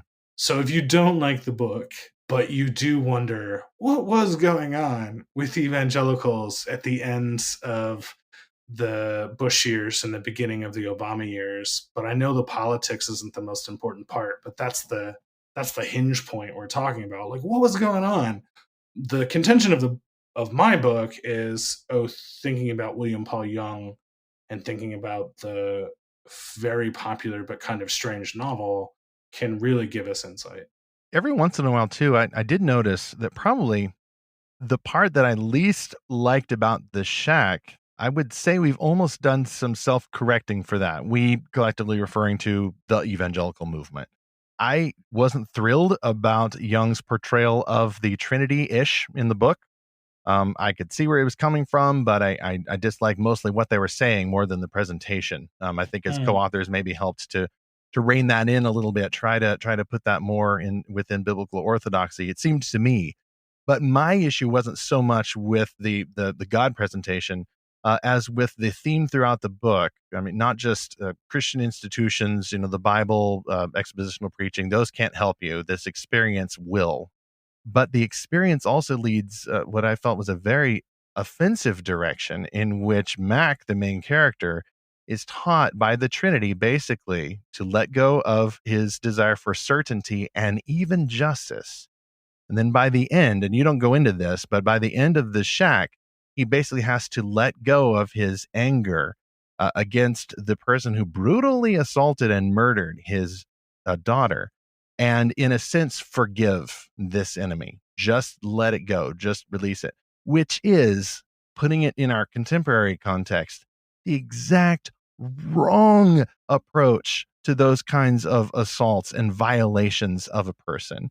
I don't think that even people now who were fans of The Shack then would carry things to that conclusion. And in fact, there's been much wrong done in evangelical churches and anywhere else when people just say, well, you need to just learn to forgive that person who assaulted you or abused you spiritually or physically or whatever. Just let go and let God, he'll take care of it. And I go, no, we actually do have a need for certainty. We have a need for justice. God has put that in us, and such that we can pursue that in our context before Jesus gets here. Like, we need to do that. We need to kick out abusive pastors. We need to lock up rapists and throw away the key. I just felt very hollow at the end of The Shack. Like, I know it's an invitation just to ask what if, but I think that was an overly certain answer where there should have been ambiguity. Just let go and God will take care of it. And maybe the attacker is just his child too. And it seemed to be what he was saying. And that part, I think a lot of people have corrected for that. And we have more pressure, right pressure for accountability among evangelicals and among particularly pastors and leaders to punish these kinds of behaviors. And I would be surprised if Young himself, as someone who experienced abuse, yes, really believed that accountability was, I don't know, not important because certainty or something like that. But I do think from reading him and from my own experiences in the world and talking to people who have suffered abuse, there is this need, or there is this struggle where on the one hand you hate the thing that happened to you, on the other hand it made you who you are. And so if you just hate it so much that you wish it never happened, that ends up involving some like self-loathing, which Jung talks about pretty extensively, that experience of self-loathing. And so you end up kind of wishing that you didn't exist. And that ends up being quite destructive, and you have to find a way to be happy that you exist and to be able to experience love as you are without endorsing the thing that made you that person. That's a really tricky thing, and that's where I see Jung's declaration of the importance of ambiguity actually being kind of helpful to people who've gone through abuse, who read it through that lens. And I'm kind of shocked at how many people read it without noticing that it's about abuse and trauma at all. It's really interesting. Some of the reviews, Mark Driscoll reviewed it. He hates it. He specifically hates the idea that there could be any feminine aspects of God. That's the part that really gets him. He doesn't at all notice that, like, oh, this is about an abused person trying to find a way to say that God is good and the world is good and I can be loved, but also the thing that created me is horrific. And I don't know, I can never ever say that that thing is okay or good. So ambiguity ends up being important. And I think that's just the human tendency we pick out the things we think a book is emphasizing and then measure that against what we think are the most important values. There's also some weird racial stuff in that book that does not hold up, that no one really talks about. That's pretty uncomfortable. I don't even want to quote a Big Mom or whatever the name is for God the Father-ish. I mean, I don't want to cancel William Paul Young, but I think the same dialogue would not go over nearly so well now. If you're supposed to imagine God at all, imagine him most fully imaged in Jesus Christ, which is, by the way, I think where the shack is strongest, where Mac is hanging out with the second person of the Trinity, who is basically imagined in the novel, as he would have appeared, or as presumably he would still appear now, because Christ still has his body to this day, and he always will. Let us leave the shack with all of its Thomas Kincaid-ish glory, with the little smoke coming out the chimney and the flowers blooming and the deer scampering in the woods, and ask how Christian-made fiction could or should grow from here. So as you point out in your last chapter, Daniel, there's some political stuff in there too, particularly when we're dealing with the understanding of evangelicalism as a political movement. You get into that there. My interest mainly is in how you explore the fact that a lot of the evangelical industrial complex, at least so far as publishing, has fragmented. It's not just a matter of belief, but of economics. It's not the shack's fault. It is, and I don't even know if it's just Amazon's fault. It's just the technology changed and readers' expectations change. And the bookstore that you describe in your opening chapter is closed. I mean, that's whether it's Family Christian stores or Lifeway stores, at least those chain stores are no longer gone, even if Lifeway still sells online and there's lots of smaller outlets who do it in addition to Amazon. I did, though, see a recent tweet from you about surprising growth in at least Bible sales and book sales at more independent Christian bookstores. So maybe we see some signs of rebirth there, some new shoots from the stump, as it were. And then I would say that for Zach's and my perspective, we have seen slow yet sure growth in the readership for Christian-made fantastical novels. A lot of people following in the steps incidentally set by William Paul Young and others, and going independent. And some of them get picked up.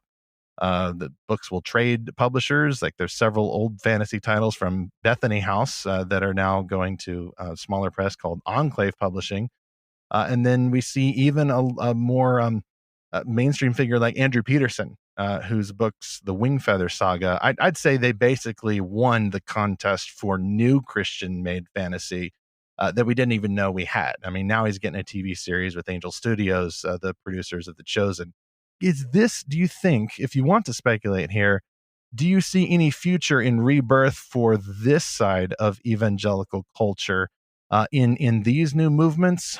Or more negatively, are we doomed to not read novels much, if at all, and just watch cable news and pay attention to politics all the time? Is this the doom that we are to suffer? I would say suffer, where we don't have an evangelical subculture in fiction. We only have that subculture in politics and causes and articles and podcasts and all of that. Being a historian doesn't give you a lot of authority to speculate on the future. If you're a historian, you get a time machine. You're only really any good if you go backwards, not forwards. But I'm really convinced that history is a lot of contingencies, and it doesn't necessarily have to go one way or the other. There are lots of forks in the road, And I'm pretty sure that whatever happens will be surprising. If history teaches us anything, it's that we should expect to be surprised. I do think there will be more Christian fiction. I do think there will be another mammoth bestseller that people fight about and that feels really important, and it feels really important to have an opinion about, and it will shape a bunch of people's imagination and connect people in community and in conversation.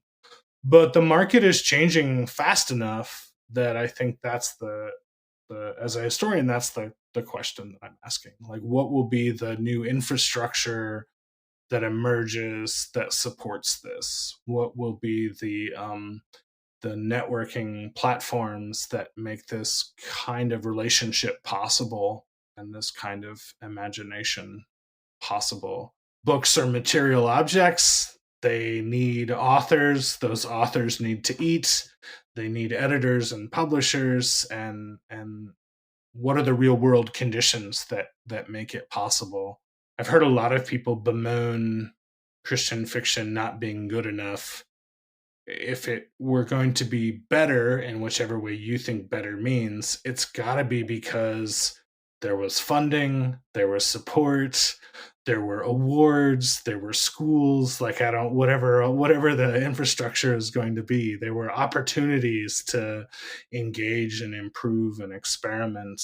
So that's the thing that I'm trying to keep an eye on, rather than like looking for one particular novel that'll happen to break out. Is like, what are the collaborative efforts and infrastructure that's going to support something that helps us define evangelicalism and helps us wrestle with this still really urgent question about how are you going to live out your faith?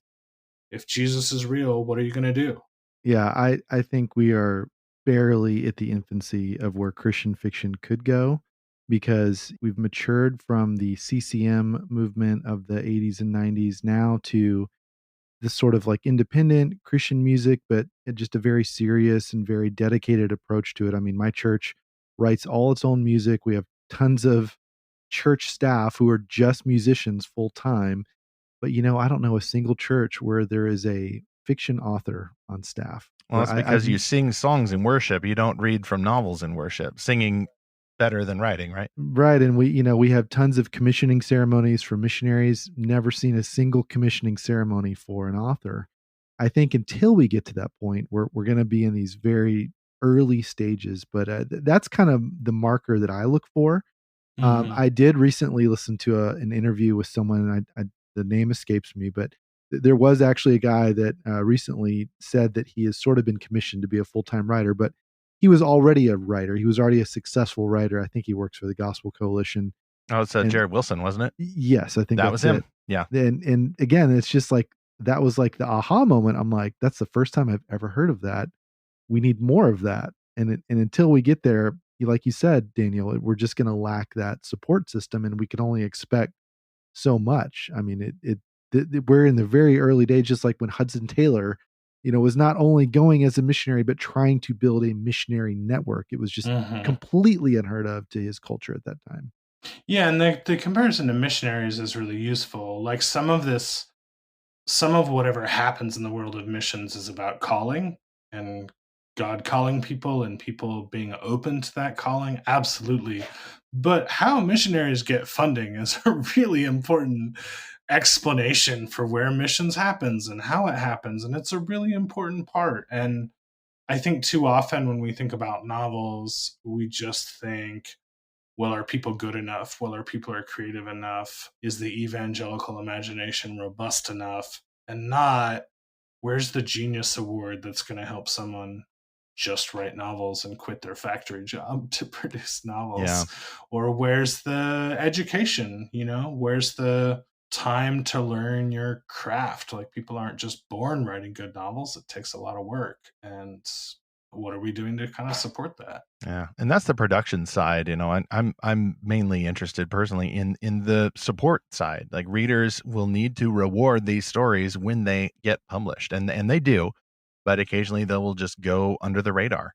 And I think it's a matter of, I hope you mentioned education. Not just training authors to be better, but I think training readers in more, I would argue, more biblical expectations. Like, what is the purpose of Christian fiction? Like, why should we have Christians writing books at all? Why can't we just have people writing books? I would argue that the Christian author has a vantage, has an ability to explore not just our own subcultures, but explore issues of transcendent truth and beauty that general market fiction isn't interested in, and nor should it be. The best Christian authors will go into those places that are not always just familiar, but that are challenging. That's why I like The Visitation so much. It's still, as far as I can tell, it remains unique in that it explores the world of its own audience, like in a way that I don't see a whole lot of stories do, that want to keep the churches non-denominational, if you see any local churches at all. And some of the best fantasy or science fiction I've read, may not be set in the real world, but it seems to me more immediately relevant to some of the issues that we're dealing with now. And yeah, I agree with Zach that I think we are in the infancy of a possible rebirth, and it'll be interesting to see what structures play into that. We don't have the physical bookstores anymore. There's not a whole lot of book clubs among younger readers, but there are a lot of podcasts. There are a lot of Christian resources on the web, whether it's Christianity Today or the Gospel Coalition, any of those that are recommending and reviewing books.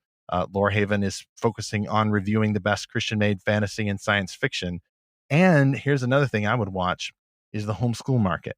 Homeschoolers devour books. And within the past few years, I've been blessed to join the Realm Makers bookstore, which goes to these conferences with books from mainstream and small Christian publishers, mostly fantasy, science fiction, those kinds of things. And these kids will just walk away from the booth with stacks of the stuff, old books, new books. And then they will come back the next day and say, hey, you got a few more? I finished books 1 through 6. I'm ready for book 7 now. And these folks just buy them by the truckload. An event like that is probably more where this distribution is going to happen. And I think the next stage then will be seeing these stories as not just valuable for the kids who need a wholesome alternative, but they're valuable for Christian grown-ups, not only to form community, but to play out these very real-world questions in a fictional environment. That last audience you're talking about, I think, really underscores the value for Christians of writing books that are wrestling with real issues. Mm-hmm. The authors tackling stuff that they need to wrestle with. To me, one of the challenges as an art form is when you're talking about faith, it's really easy to start thinking of it as a platform that's teaching people stuff instead of a platform to use to explore things that matter to you. And one of the things I consistently try and do is get people to think of their readers as sophisticated and creative and as smart as you. And I think if you're writing for people who care about the same stuff that you care about, that wrestle with the stuff that you wrestle with, that know God as vibrantly as you know God, then you actually write better literature. You write stuff that is more moving and is more compelling. And if there is a rebirth, I think that would be my personal hope, is that people would think of it less as a platform of like, I'm going to teach those idiots who don't know about biblical imagination, and more, write the novel that you want to read, write the novel that addresses the thing that you kind of don't know how to deal with. To me, that's where fiction that has that deep faith element can be transformative versus just a sugar-coated sermon.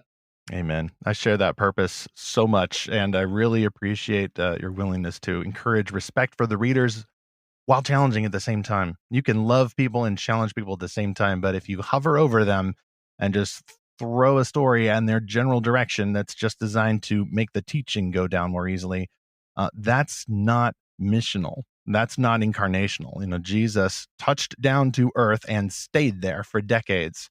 And he taught not only in parables and similes, but also in the nonfiction. He's switching back and forth. And I think the better we can have creators who are willing to stick with what they know, the stories, the imagination, and challenge, but also love their readers, then the closer we get to that kind of Christ-like discipleship. Not teaching, not preaching. That's the job of teachers and preachers. But I do think that the best Christian storytellers have a role in the discipleship process. So, Daniel, where can we find Reading Evangelicals and follow your work with Christianity Today and otherwise? The book is for sale wherever fine books are sold. I wish it were actually for sale in Christian bookstores, but I don't know that that's true. But you can find it at Erdman's, which is the publisher, and it's for sale at Amazon. I'm public on Twitter. I'm on Twitter a lot, sharing news about evangelicals, and I'm at Christianity Today, reporting on evangelicals and for evangelicals. Check it out. All links in the show notes. As always, Daniel, thank you so much for joining us. We look forward to seeing what you explore next. Thanks. Good to be here, guys. Thanks for joining us. Stephen, I really enjoyed that conversation with Daniel, and I would love to hear from you, our listener, what you thought. Were these books part of your childhood or adulthood, as they are for me? How have they affected your faith? How have they affected your view of faith, either as a struggle or something that leads to flourishing or something that leads to healing or something else? So send us a note to podcast@lorehaven.com. You can also find our feedback form at lorehaven.com/podcast or tag us on the socials. You can find us by searching Facebook, Twitter, or Instagram for Lorehaven. Also, subscribe to Lorehaven.com. Go to Lorehaven.com/subscribe. We get new articles every week, new podcast episodes every Tuesday, and new reviews of the best Christian-made fantasy, sci-fi, etc. on Fridays. Next on Fantastical Truth, dragons, light raiders. One shepherd boy with 4 companions, plus a talking silver wolf, begin their quest to restore the Light Raider Order, destroy a portal, and stop an invasion. So begins novelist James R. Hannibal's Light Raider Academy series, Book 1, Wolf Soldier. This book releases Tuesday, October 26th, and we are hosting James again at Fantastical Truth to explore this new young adult fantasy. Meanwhile, whether you grew up reading Christian fiction, the Amish romance, the end times, the spiritual warfare, or the deconstructive shack thing, whatever that was, or if these books are completely new to you, this is a way of understanding who Christians are. It's a question of identity, not just as an academic exercise, but of understanding who we are and comparing ourselves and our enjoyments to what God would have us do. I agree with Daniel that it's really about Jesus and the fact that he died and rose again and what we are to do in response. That's the biggest question to explore as we continue to enjoy Christian-made stories and seek and find fantastical truth.